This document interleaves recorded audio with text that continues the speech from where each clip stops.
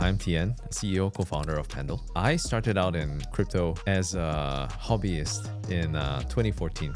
To be honest, I wasn't the most interested in finance as well. I was more inclined towards marketing. Collectively, we set up a shop together to experiment different ideas. None of them resulted in anything meaningful. Looking back, I think they were all failures. That was when I started to feel a little jaded and I wanted to take a step back from crypto altogether. Looking back, is there anything you wish you had done differently? And with that, is there any advice you would give to kind of new DeFi founders in the space? Yeah, I guess I don't think I would do things differently looking back. If anything, I wish we had been more aggressive in experimenting with ideas. Now, specific to the advice part, right? I could only think of one, and that is to stay. Awesome. So we're here in Singapore, getting some excellent interviews done, and I'm here with Tien of Pendle. So can you introduce yourself? Who are you and what do you do? Yeah, so I'm Tien, CEO, co-founder of Pendle. Mm-hmm. So I started out in crypto as a hobbyist in 2014. So I was introduced to the concept of blockchain because I was a research assistant for a professor. And I think from there on, it was really just trying to get deeper into the sector. It wasn't super established then, and I wasn't a technical person. So I had to figure out ways to try to get involved in a relatively technical space. So I ended up running Ethereum Singapore community on Facebook. Very cool. And yeah, started to gain a little bit of traction. I think at its peak we had over 1,000 community members. But that also prompted me to, because I think we didn't have any specific agenda for the community. What I ended up doing was really just looking through Reddit and multiple different sources of information to share anything about Ethereum with the community. And I ended up coming across a white paper called Oyante, which connected me with Loy. He was an author. He's the author of the white paper. And seeing that it's from a bunch of students from NUS here in Singapore, I decided to reach out. And I think that was the first time, or rather, I think that was a pretty significant event in my life, because that friendship with Loy led me to joining Kyber and had an exposure in at least the front row seat in seeing how DeFi evolved, and learn everything that I know about finance through that experience. Interesting. Yeah. So did you study? Sorry? Did you study at university? Yeah, I did. What did you study? I was a business major. Okay, cool. Yeah, so I knew a little bit of finance, but yeah. But you weren't technical or anything? Yeah, I wasn't technical. And to be honest, I wasn't the most interested in finance as well. I was more inclined towards marketing. Interesting. That was my major. Right. I've always been more inclined towards the creative side of things and seeing how price, market research could affect the business decision. Finance just wasn't something that I was very interested. Right. But again, over time, because of involvement in crypto through Kyber, I started to have a deeper appreciation for finance and then really liking it. Yeah, I studied finance, and it was never I was always interested in money and making money, but I was never interested in finance or banking or anything. But I always figured that finance was an interesting major because it was applicable to any kind of industry, right? So every industry has a component of finance. So that was interesting to me. Yeah. But I will say a lot of founders in crypto share that thread of this early experience as kind of an intern or a research assistant or something. And I think that first year, working in crypto, working under smart people and trying to kind of just learn about the space allows founders to really direct their attention on the right thing. If you can just kind of get a map in the space before you jump into something, you have a tremendous advantage. I learned so much there. The times at Kyber was very eye-opening. It was the first time I had exposure to very, very bright people. I think like at a different scale, right? There are a lot of bright people, but in the early days of Ethereum, I mean, people like Vitalik and Gavin Wood, I think they're just at a different level of intellect. And then, learned so much there, had access to funds, which ultimately helped when I decided to start Pendle and raise some money there. And then also, just interestingly, a few of us who started out at Kyber in the early days ended up running our own protocols. And some of us are doing pretty well. So Meow Jupiter is one of those. It's really good to see former colleague and friend doing well after we've parted ways from Kyber. Very cool. Yeah, and then CTO Yaron also did like B protocol, so that was pretty cool too. So you were at Kyber, and then what was kind of the moment or experience that led you to think about creating Pendle? I think Pendle happened a bit after. So I stayed on at Kyber until the end of 2018, and then after which I felt a little discouraged about the state of crypto, because 2018 was when things started to go down. And I think at the point in time, there were several products. Kyber was one of the earlier AMMs. And then there was also Compound and ETHLend, which has rebranded to Aave, probably back in 2020 or 2021. So there were no traction. I think on a good day, Kyber was doing maybe $50,000 or $100,000 in daily trading volumes. That's crazy.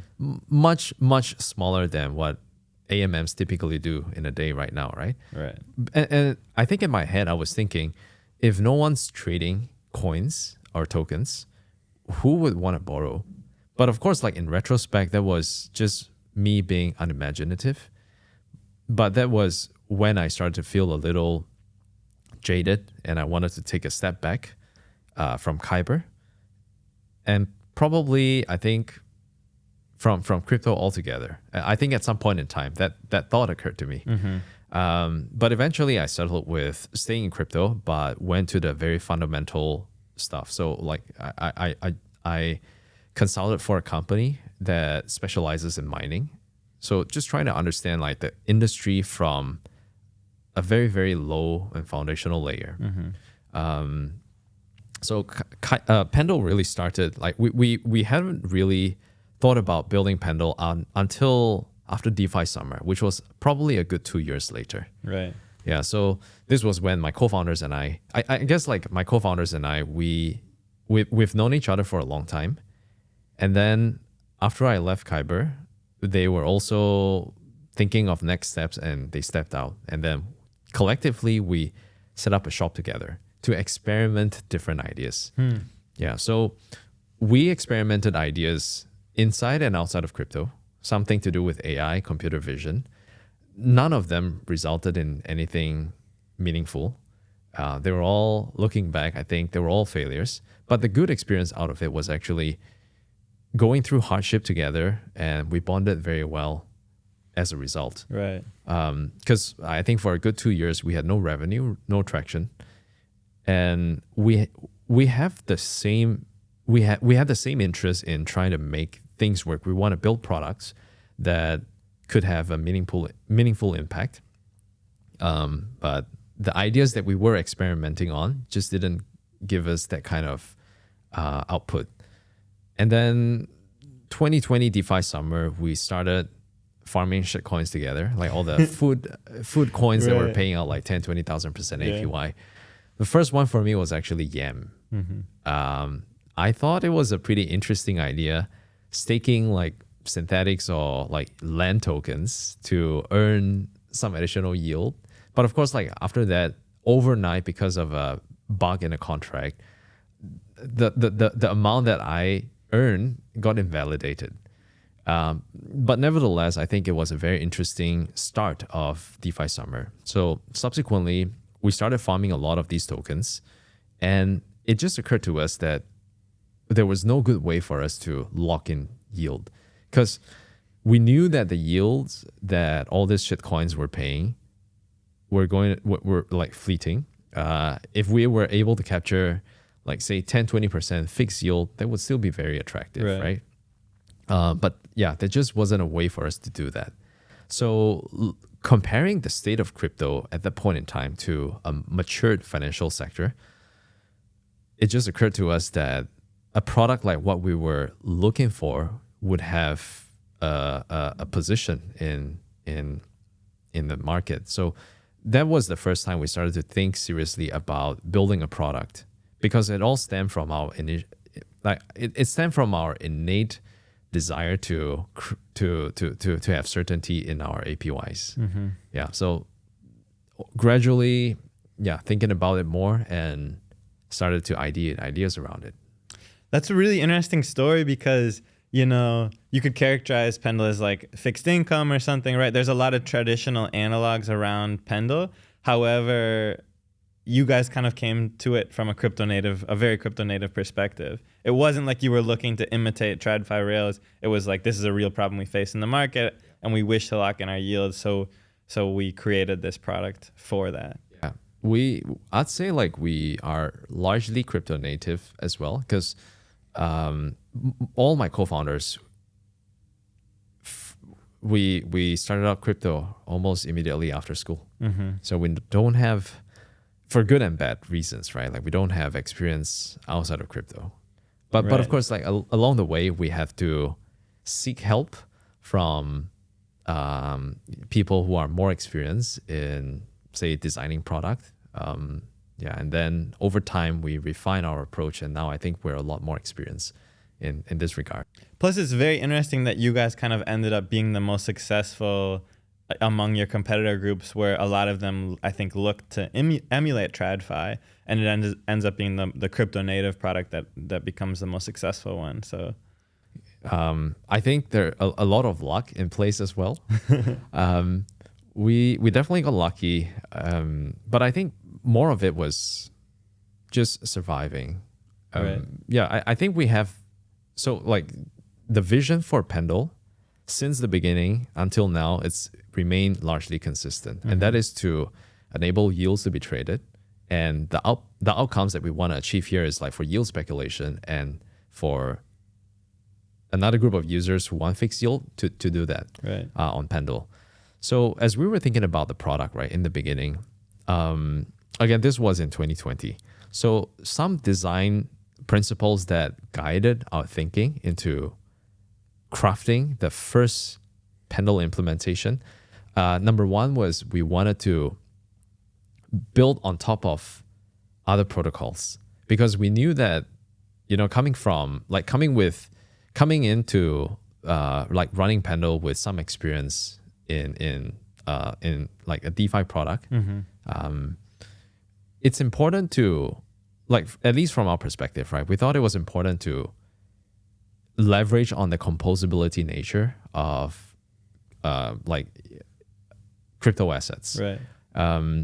And also because we were operating in a field that was completely new in crypto at that point in time,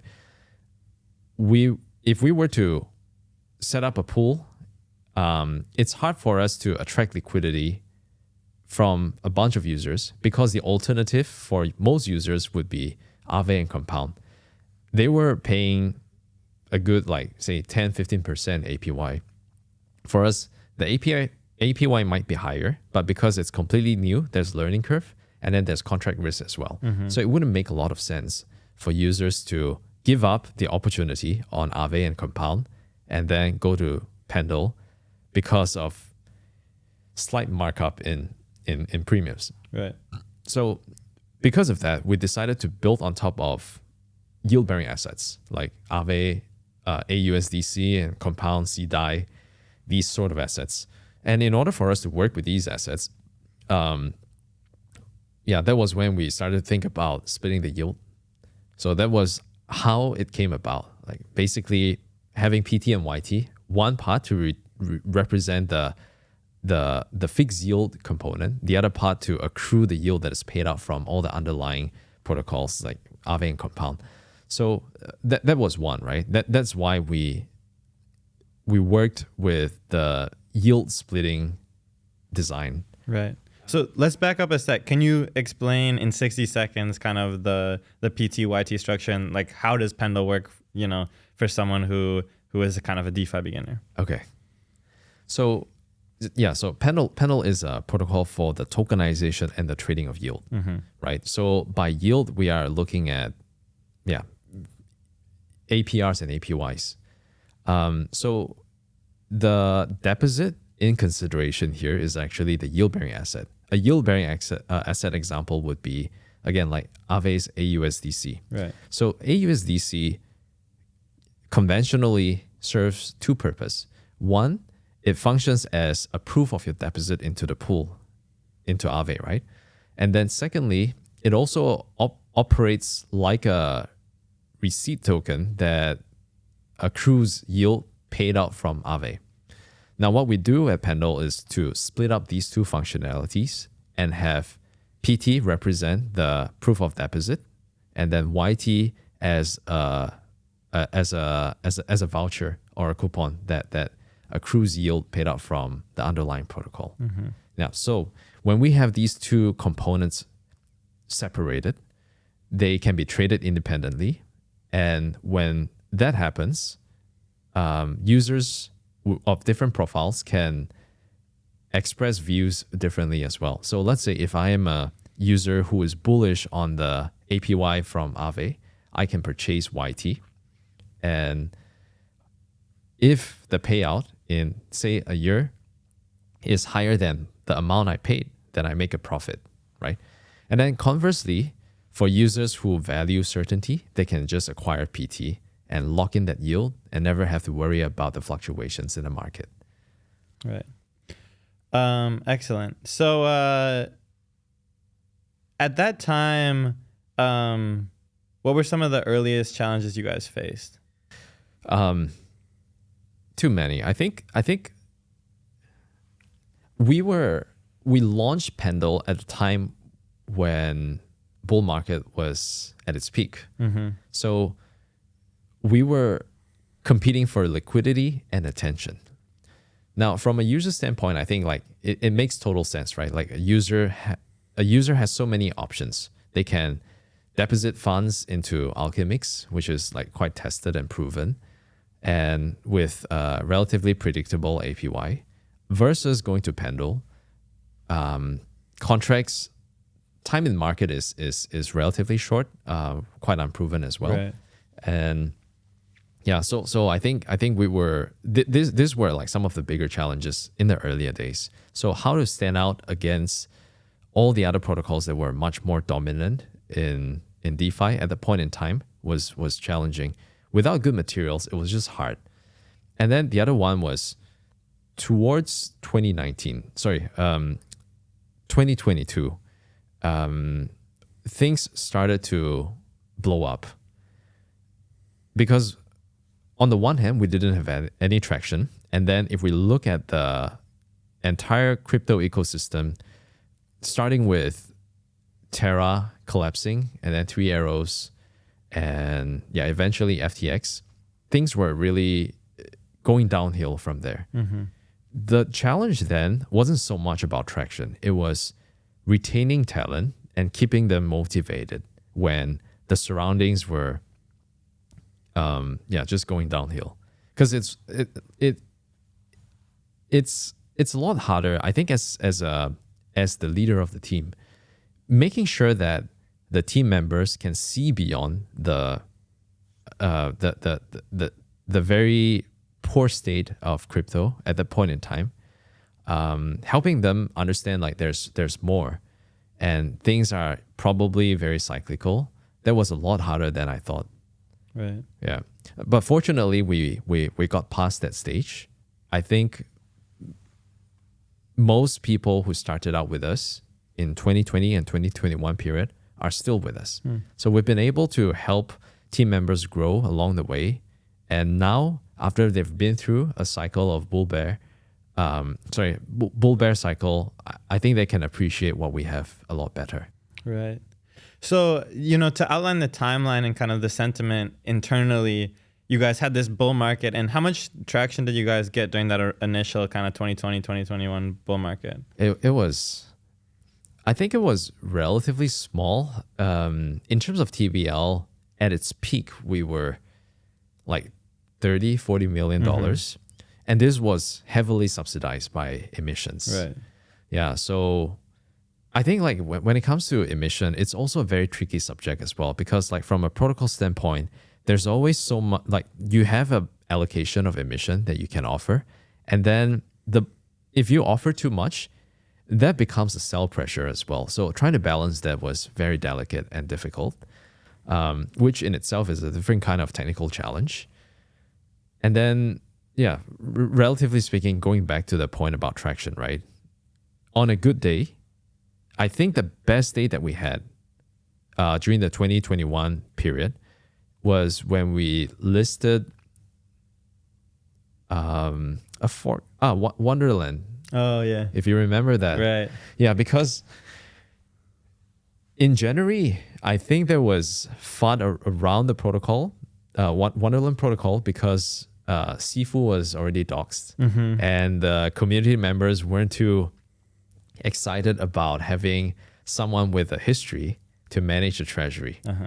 And because of that, and because we listed Wonderland's time asset, it was already paying like 4-digit APY at that point in time. Right. A lot of people decided to take the money off the table to lock in their yield. And I think that worked out for us because we are a beneficiary of the activities. Right. That was, I think, $3.5 million a day. That was the peak for us. So it was kind of the very, very end of that bull run, like those Daniel Sesta coins were like the tiny little last gasp of air for that bull market. And then you ended up in 2022 and the whole market kind of contracted.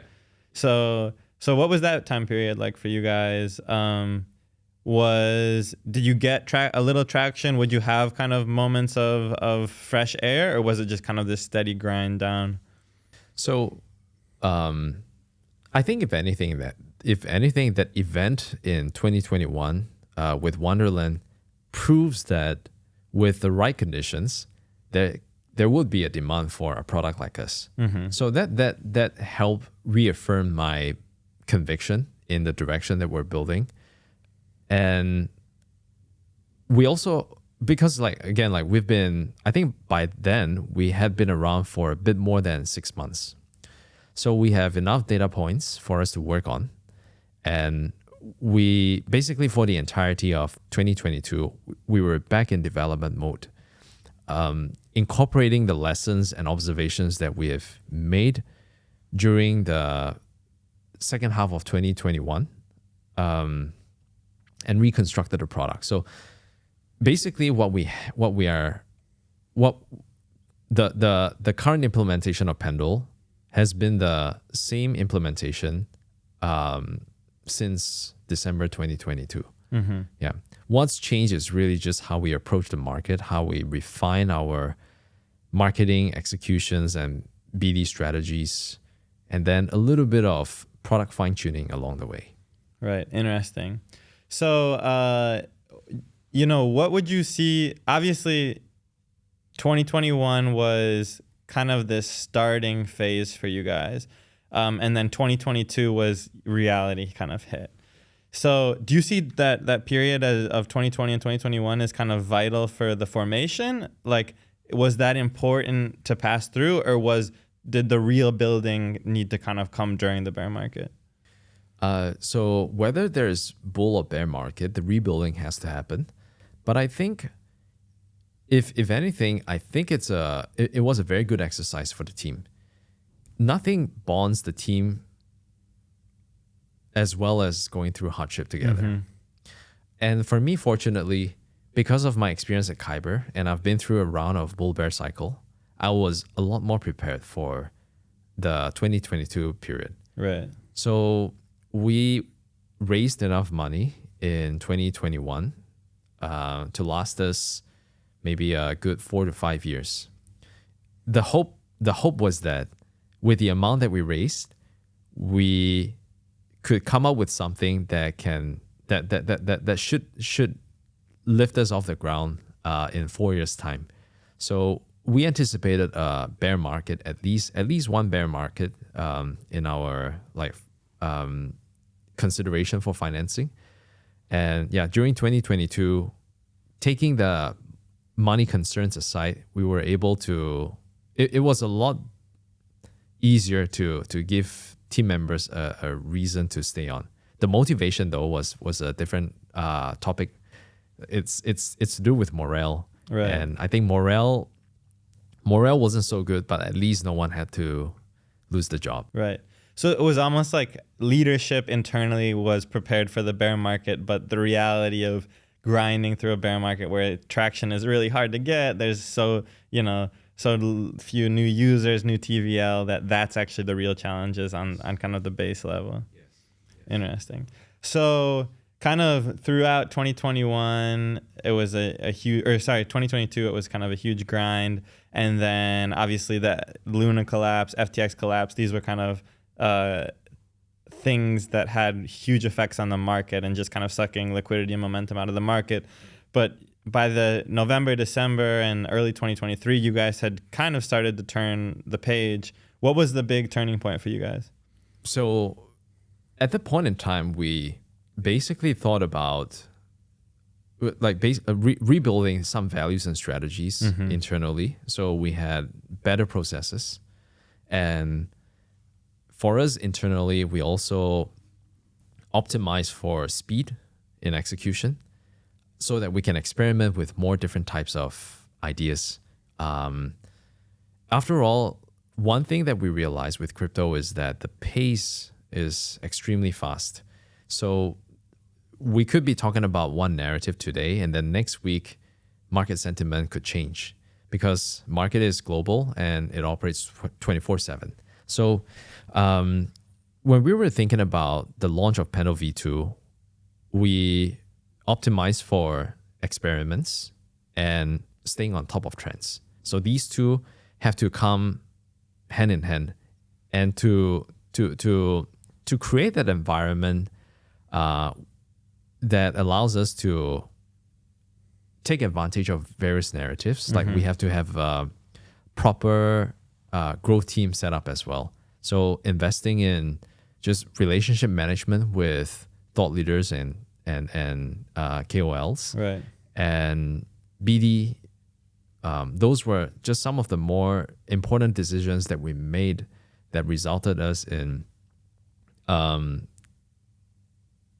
the current state. Yeah, it's interesting to think about, obviously you guys ended up at an approach that is much closer to kind of agility than immutability.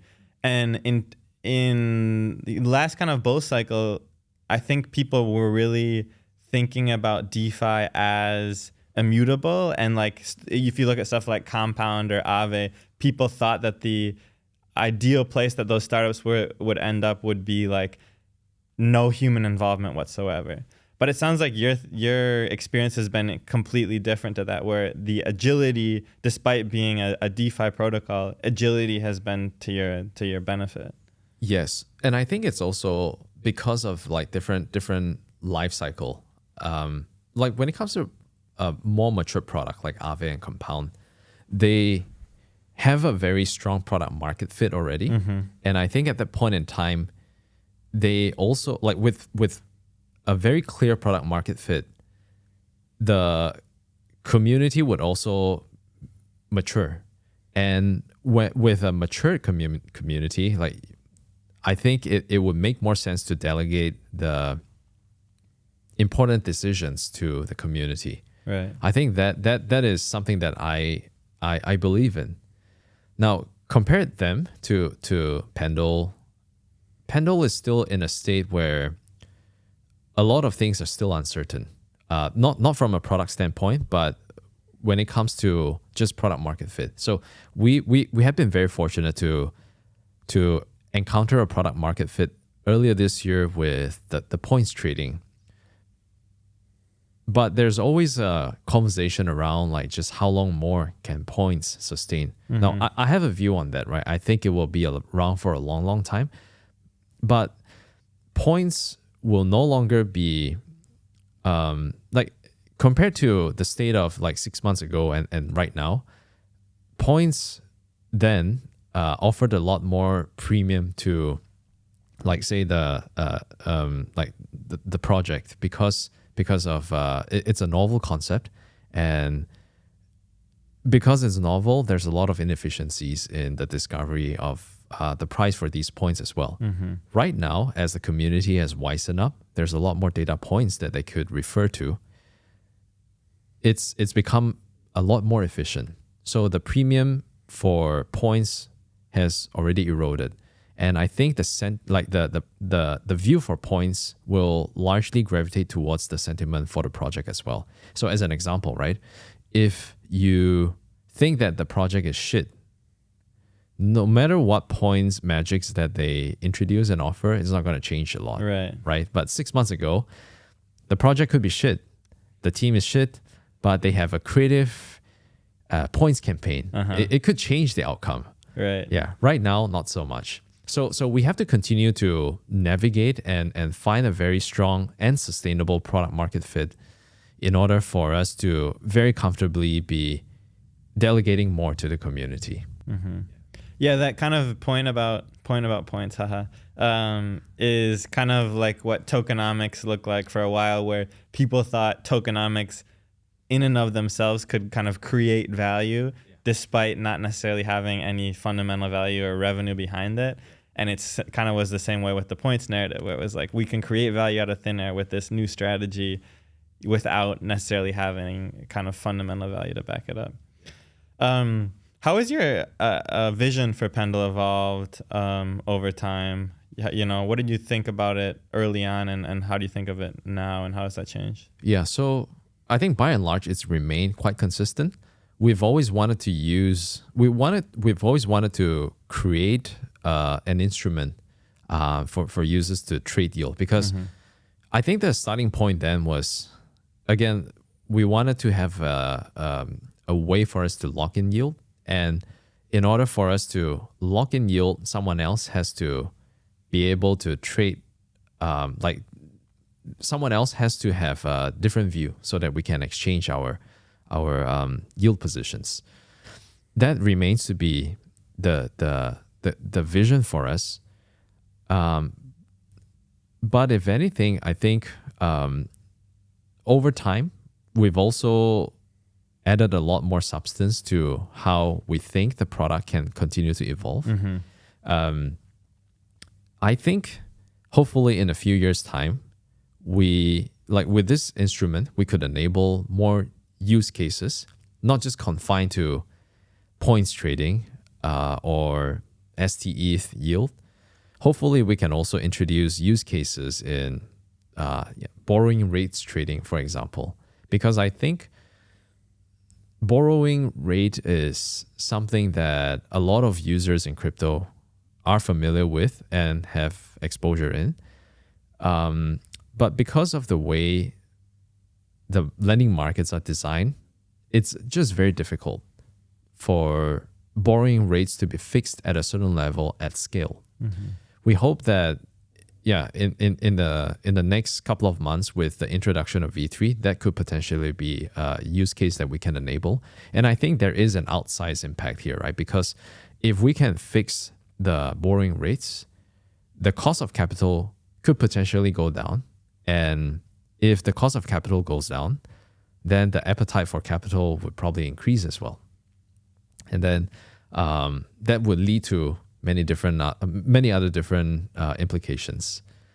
So this is just one aspect, right? And then the other one is, potentially just enabling users to express view on fundamental rates like ETH staking yield and Solana staking yield. I think today, most users in crypto have ETH Solana, for example, right? And directly or indirectly, they would have some yield exposure as well. So I think the new instrument that we're currently creating can offer a way for holders of these assets to express a view on how the POS yield would perform. Right.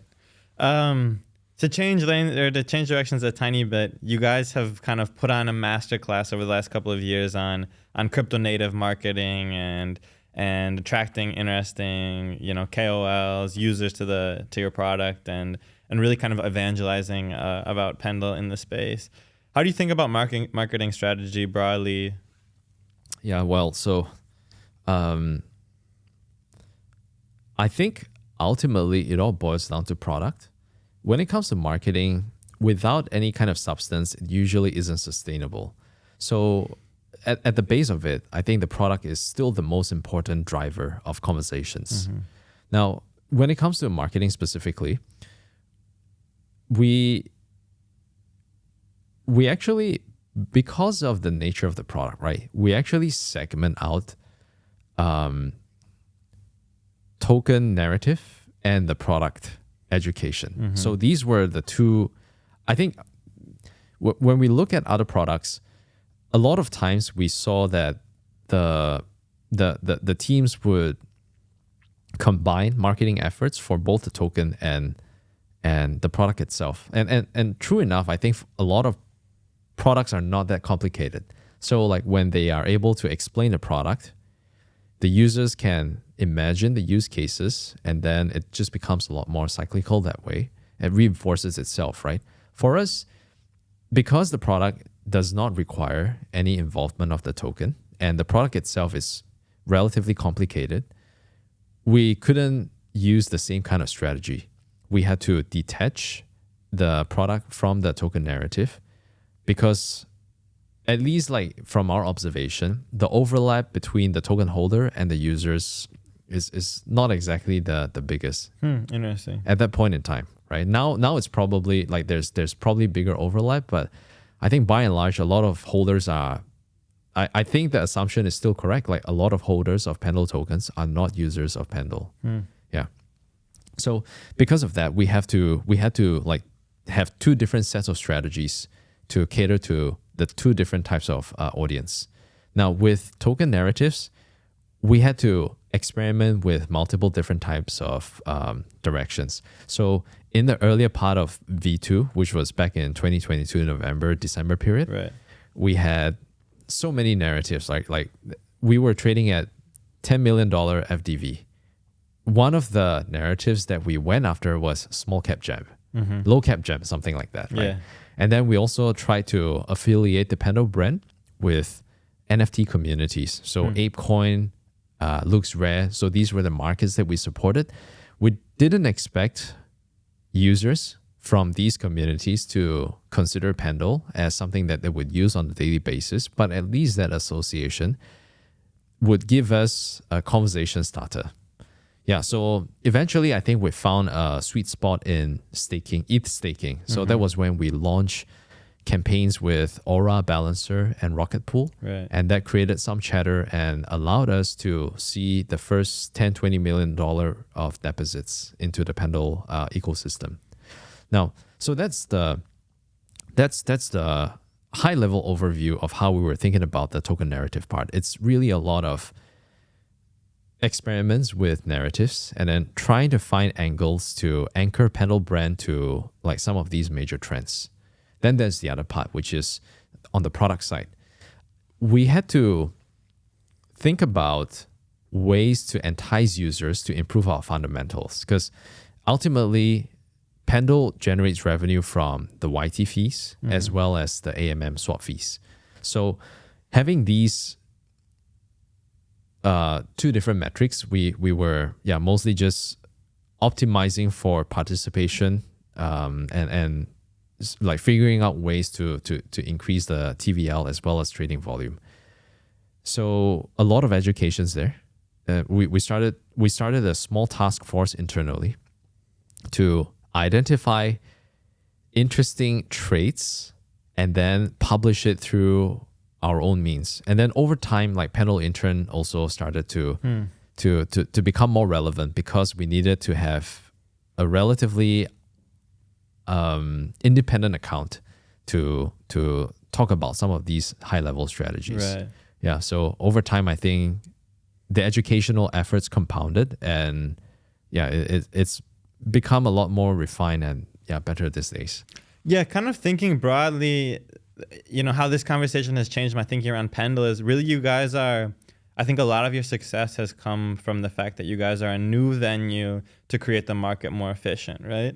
And people haven't been able to trade yields, or they haven't found opportunities to trade yields. And the fact that Pendle exists allows people to, like you say, reflect their view on a market, make the market more efficient, and then Pendle benefits from that by trading volumes and revenue. And I think everything is kind of a function of that.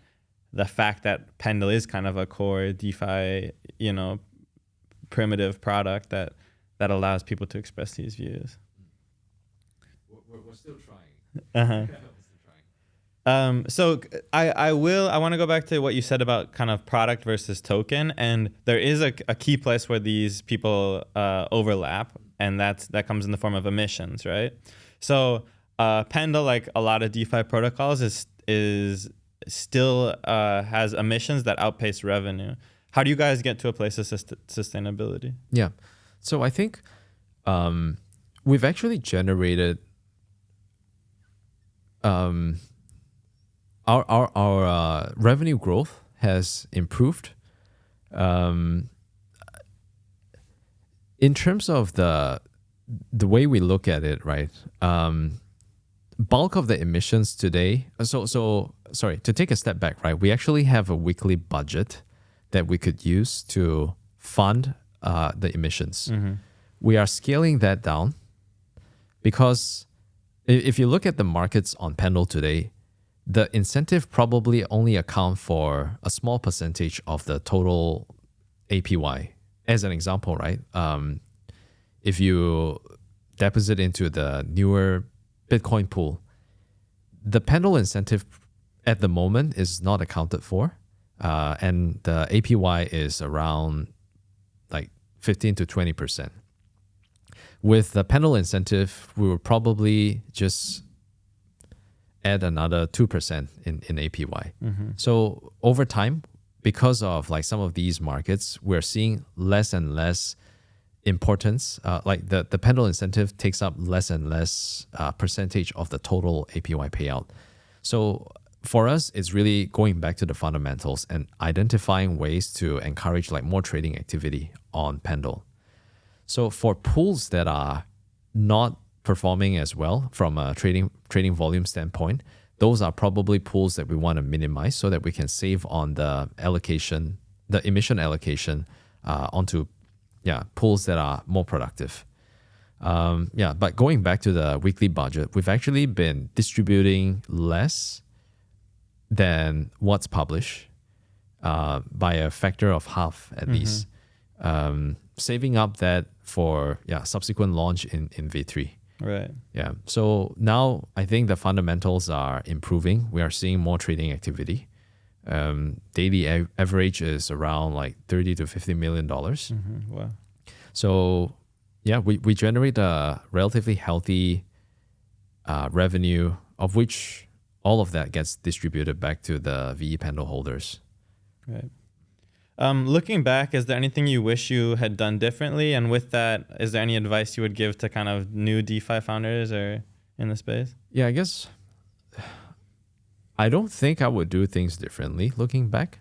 If anything, I wish we had been more aggressive in experimenting with ideas and like just go faster, because there were some pools that maybe didn't last very long, but sufficient for us to capture at least like some of their upside, right?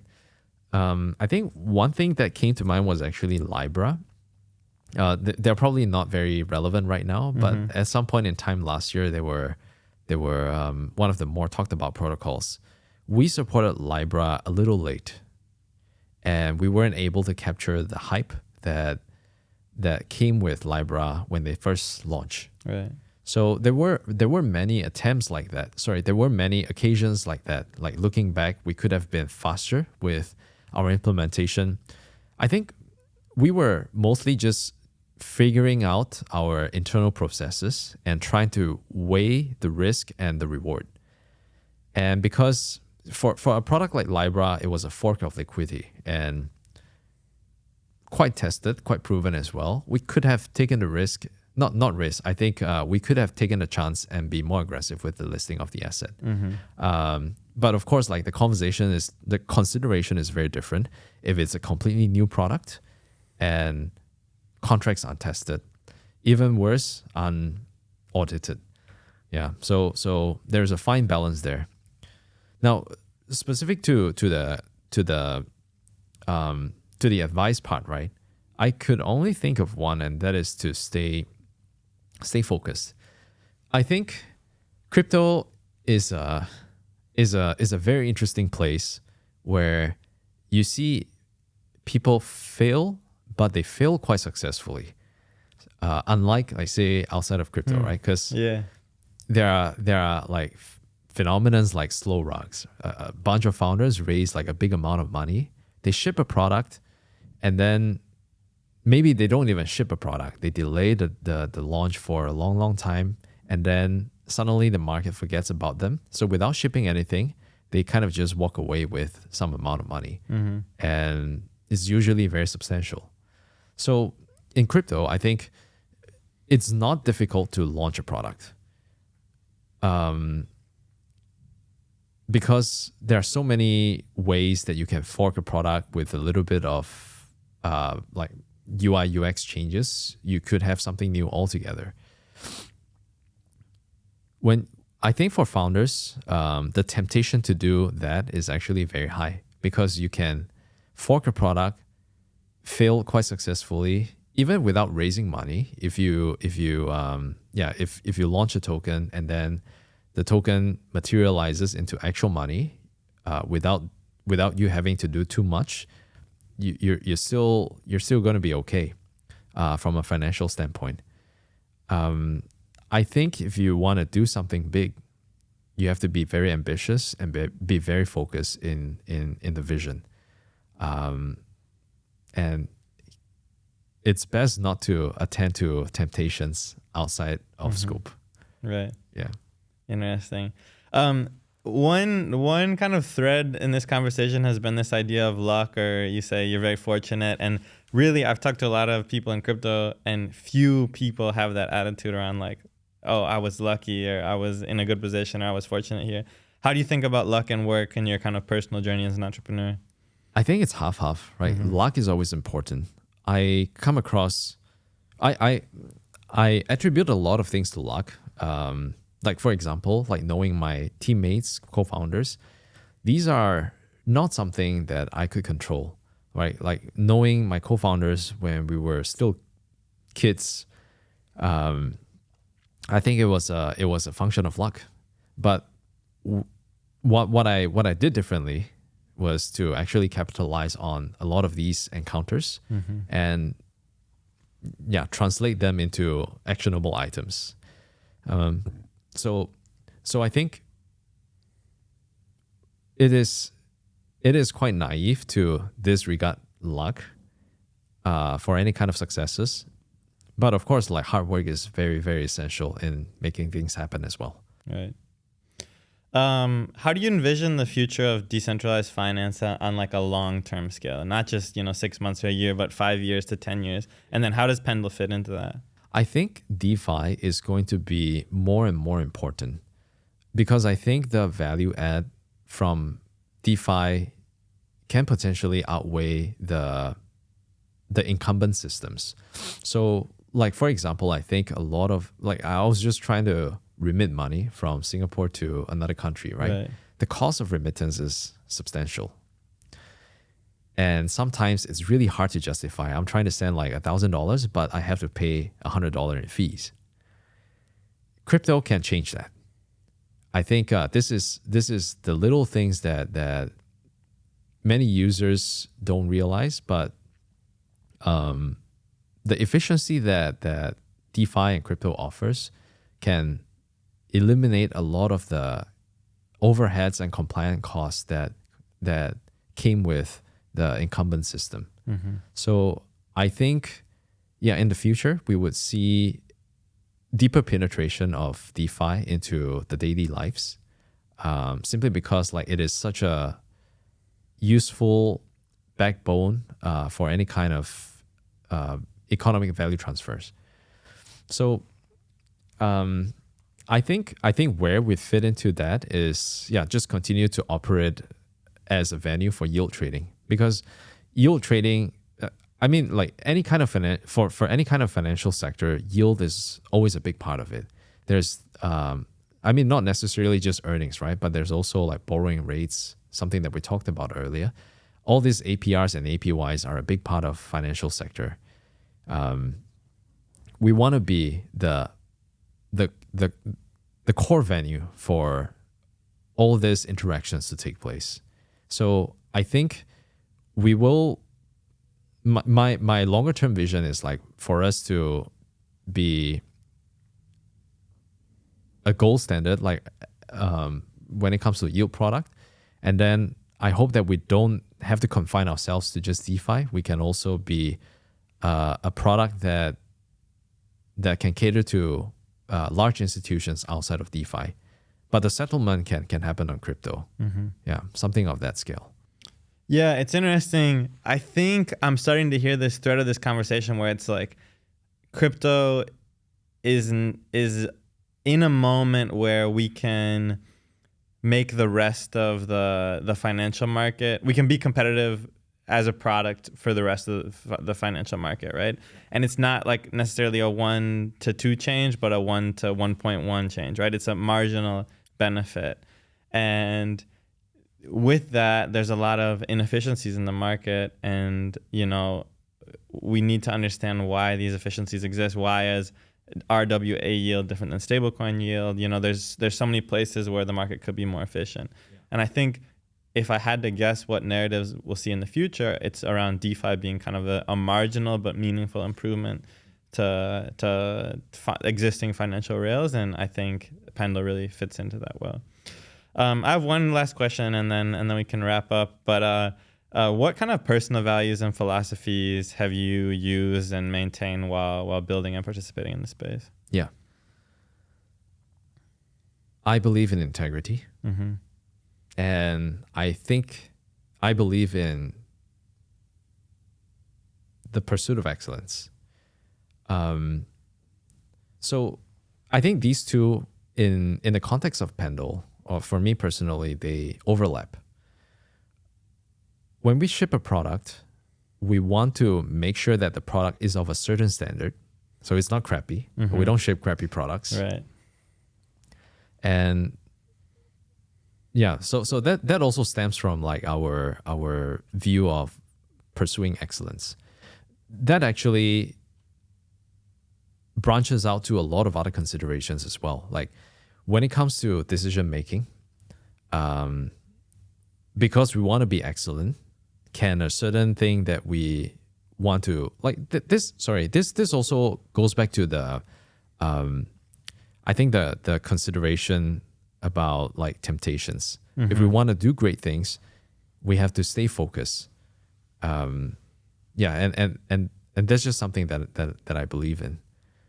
And I think by and large, it has also benefited us at Pendle quite greatly. So it's not just me who wants to pursue something of excellence.